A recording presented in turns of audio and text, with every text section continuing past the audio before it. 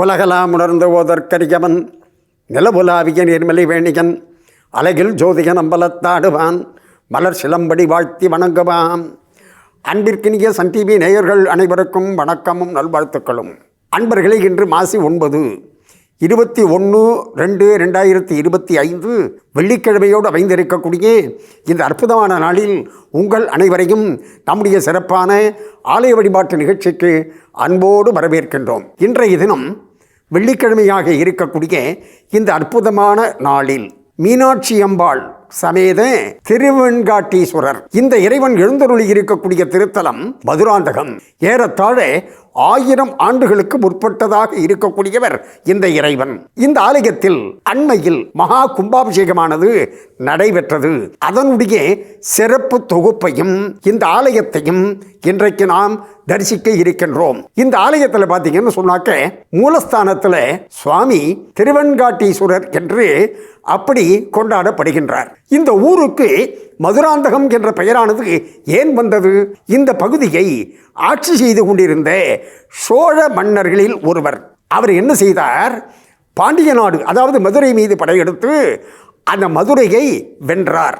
அப்படி மதுரையை வென்றதன் காரணமாக மதுரைக்கு அந்தகனாக, அதாவது மதுரைக்கு ஒரு யமனை போல இருந்தவன் என்ற கருத்தில் அந்த சோழ மன்னனை சிறப்பிக்கின்ற வகையில் இந்த ஊருக்கு மதுராந்தகம் என்ற பெயரை வைத்தார்கள் என்று ஒரு செய்தியானது சொல்கின்றது. இந்த இறைவனுக்கு பெயர் பார்த்தீங்கன்னு சொன்னாக்க திருவெண்காட்டீஸ்வரர் என்று பெயர். இந்த இறைவனுக்கு அப்படி திருவெண்காட்டீஸ்வரர் என்ற ஒரு பெயர் அமைந்ததற்கு மற்றும் ஒரு காரணமானது இருக்கின்றது. என்ன என்று நாம் பார்த்தோம் என்று சொன்னால், எல்லாம் வல்ல பரம்பொருளாக இருக்கக்கூடிய சிவபெருமான் நாம் பயந்து ஒதுங்கக்கூடிய, அதாவது சுடுகாடு இருக்கின்றது அல்லவா, அதனையே தனக்கு இருப்பிடமாக கொண்டான். இதை காரைக்கால் அம்மையார் தன்னுடைய பதிகத்தில் குறிப்பிடுகின்ற பொழுது, காடதே நடம்புரியிடம் கண்ணுதல் கடவுளுக்கே என்று குறிப்பிடுகின்றார். இப்பொழுது நாம் இந்த கோவில் என்று பார்க்கின்ற பொழுது, அதாவது கோவில் என்றால் என்ன பொருள்? இறைவன் நமக்கு மேலாக ஒருவன் இருக்கின்றான் என்பதை உணர்த்தக்கூடிய ஒரு இடம்.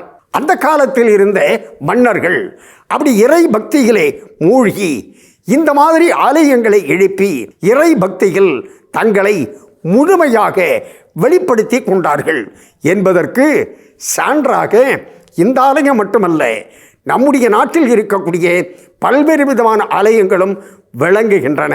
அப்படிப்பட்ட அற்புதமான வழிபாட்டு தலமாக இருக்கக்கூடிய, பரிகார தலமாக இருக்கக்கூடிய மதுராந்தகம் திருவெண்காட்டீஸ்வரர் ஆலய மகா கும்பாபிஷேக சிறப்பு தொகுப்பை இப்பொழுது தரிசிப்போம் வாருங்கள். இன்றைய தினம் மதுராந்தகத்தில் அருள்வாளித்து வரக்கூடிய ஸ்ரீ மீனாட்சி அம்பாள் சமேத ஸ்ரீ திருவெண்காட்டீஸ்வரர் ஆலய மகா கும்பாபிஷேக சிறப்பு தொகுப்பையும் அந்த ஆலயத்தையும் நாம் தரிசித்துக் கொண்டு இருக்கின்றோம். ஆலயம் தோன்றியதற்கான காரணத்தை பற்றி நாம் சிந்தித்தோம் அல்லவா? அதாவது ஆலயம் என்பது இறைவன் இருக்கின்றான் என்பதை நமக்கு உணர்த்தக்கூடிய இடம் என்று. அதை போலத்தான் மயான பூமியும். இப்ப சாதாரணமா மயானம் என்று சொன்னாலே நெருங்குவதற்கு அஞ்சுவார்கள். அந்த மயானம் என்பதும் இறைவன் இருக்கின்றான் என்பதை நமக்கு உணர்த்தக்கூடிய இடம். ஆகையினாலே தான் நாம் ஒதுக்கி தள்ளக்கூடிய அந்த பூமியை சிவபெருமான் தனக்கு என்று எடுத்துக்கொண்டார். ஆகையினாலே தான் அவருக்கு திருவெண்காட்டீஸ்வரர் என்ற பெயரானது அமைந்தது.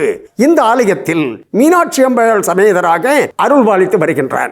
இந்த ஆலயத்தில் இருக்கக்கூடிய தீர்த்த குளம் மிக மிக சிறப்பு வாய்ந்த தீர்த்த குளமாக கருதப்படுகின்றது.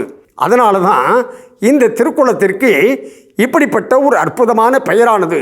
என்ன என்று சொன்னால் விஷ ஹர தீர்த்தம் என்று, அதாவது ஹர என்று சொன்னால் அழிப்பது என்ற பொருள்.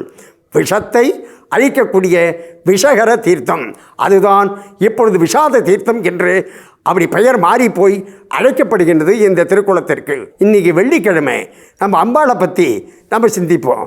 மீனாட்சி அம்பாள் என்று சொல்கின்ற நேரத்தில் மீனாட்சி அம்பிகையானவள் அற்புத வரப்பிரசாதியாக விளங்குகின்றாள்.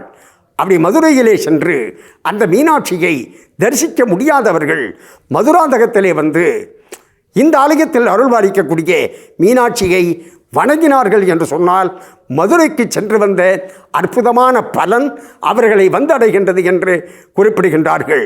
இப்படிப்பட்ட ஒரு அற்புதமான சிறப்பு வாய்ந்த திருத்தலமாக இருக்கக்கூடிய மதுராந்தகம் ஸ்ரீ மீனாட்சி அம்பாள் சமேத திருவான்காட்டீஸ்வரர் ஆலயத்தை நாம் தொடர்ந்து தரிசிப்போம். வாருங்கள்.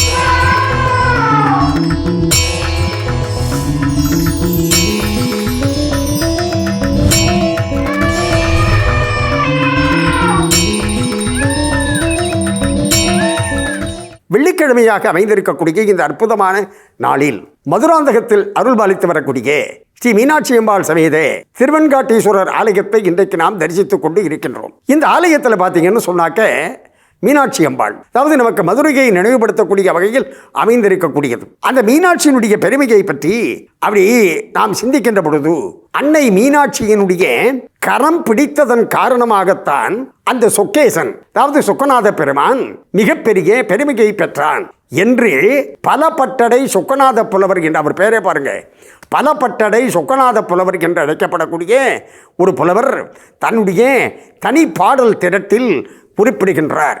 எப்படி என்று சொன்னால், சிவபெருமானுக்கு ஆடை தோல், அதாவது சில இடங்களில் பார்த்தீங்கன்னு சொன்னாக்க புலித்தோல் அணிந்து கொண்டு இருப்பார், அப்படி மான் தோல் அணிந்து கொண்டு இருப்பார். இந்த மாதிரி அவருக்கு ஆடை என்னன்னு சொன்னால் தோல் தான், தோல் ஆடை.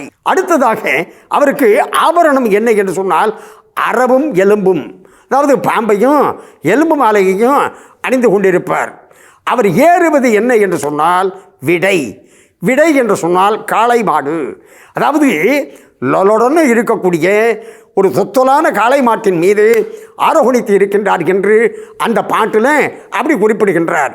ஆனால் கடைசியில் ஒரு வரியை போட்டார், என்ன என்று சொன்னால், அதாவது பானை பிடித்தவள் பாக்கியசாலி என்ற கருத்தின் அடிப்படையில் அன்னை மீனாட்சியினுடைய கரம் அப்படி பற்றியதால் சுந்தரேசனாக மாறி இவர் பல்வேறு விதமான சிறப்புகளை பெற்றார் என்று. எனவே வெள்ளிக்கிழமையாக இருக்கக்கூடிய இன்று நாமும் அன்னை மீனாட்சியினுடைய பெருமையை அப்படி இணைத்து சிந்திக்கக்கூடிய ஒரு அற்புதமான வாய்ப்பானது அமைந்தது. அதாவது மீன் எப்படி தன்னுடைய பார்வையினாலேயே தன்னுடைய குஞ்சுகளை காப்பாற்றுமோ, அதை போல பக்தர்களாக இருக்கக்கூடிய நம்மை தன்னுடைய பார்வையினாலேயே காப்பாற்றி அருள் செய்யக்கூடிய அற்புத ஆற்றல் மிக்க தெய்வம் என்ற கருத்தின் அடிப்படையில் தான் அன்னைக்கு மீனாட்சி என்ற பெயரானது அமைந்தது. அப்படிப்பட்ட அந்த அன்னை மீனாட்சியானவள் இந்த திருத்தலத்தில் மதுராந்தகத்தில் திருவெண்காட்டீஸ்வரர் என்று கொண்டாடப்படக்கூடிய சிவபெருமான் ஆலயத்தில் தனி சன்னதி கொண்டு நமக்கு அருள்பாலித்து வருகின்றார்.